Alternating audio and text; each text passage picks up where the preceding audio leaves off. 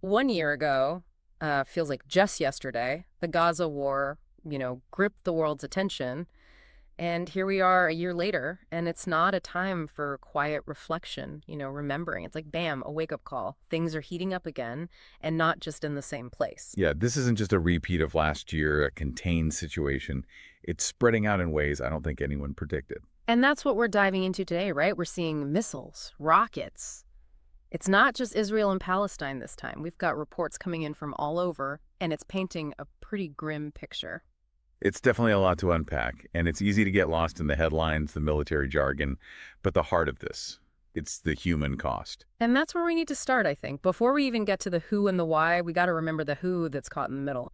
This story, it really got to me about Mohammed Kano. He's one of over 1.2 million people. Can you imagine 1,200,000 people displaced in Lebanon because of this fighting? 1.2 million people, uprooted, lives turned upside down. That's not just a statistic. Each one, a family, a story, and it's putting an incredible strain on Lebanon. Resources are stretched thin. It's a crisis in itself. And it shows you, right, how one conflict, it sends these ripples. It's not just contained. And speaking of ripples, the biggest one we woke up to this morning, missiles from Yemen. Yeah, you don't see that every day. Yemen targeting Israel. It's incredibly rare. I mean, it's significant, right? Yeah. Tells you something's shifting. It's like someone threw a match into a fireworks factory. And to make things even more complicated, this group, they call themselves ASB, the Arabian Shield Brigade. They're claiming they fired that missile, said they hit a military base in southern Israel. The ASB, they're a bit of a wild card. Relatively new, but we think they have ties to Iran. Now, this is where it gets really interesting. Is this Iran dipping their toes in, trying to exert their influence through these proxy groups? We have to ask these questions. It's like everyone's trying to make a statement. And it wasn't just Yemen making themselves heard.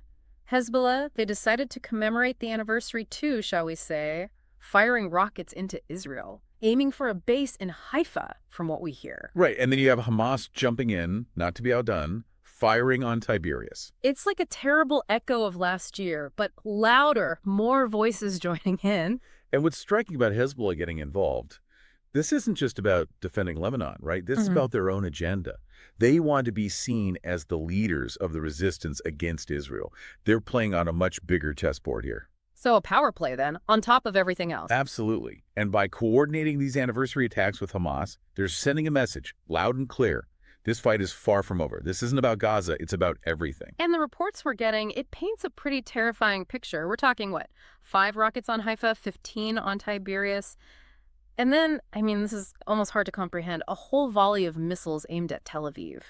Are we on the brink of something much, much bigger here? It's a question we have to ask. The potential's there.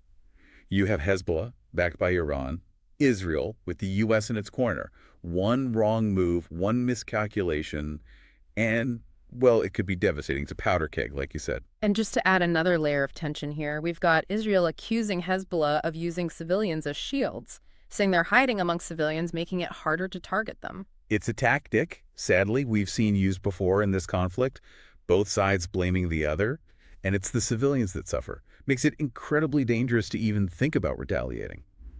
Honestly, what worries me is that Israel feeling backed into a corner with this anniversary weighing on everyone, they might lash out. We saw what happened in Gaza last year. Okay, so deep breath, everyone, because it feels like we're holding our breath. What now? Where do we go from here? What happens next? If I had that crystal ball, I'd be a rich man. Right. The next few days, weeks even, they're going to be crucial.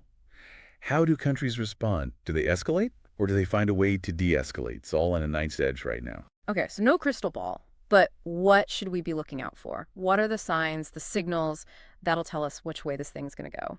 Pay attention to the rhetoric, the language the leaders are using. Is it aggressive? Conciliatory? Are we seeing troops on the move, military buildups? And watch the international community, the UN. What are they doing? Sure. More importantly, what aren't they doing? Those are the things that'll tell the story. Okay, so a lot to think about, a lot to watch. It's messy, it's complicated, and frankly, it's terrifying. But we've got to stay informed, stay engaged, because what happens over there, it impacts all of us over here. We'll be keeping a close eye on everything, and, well, we'll be back to unpack it all again soon.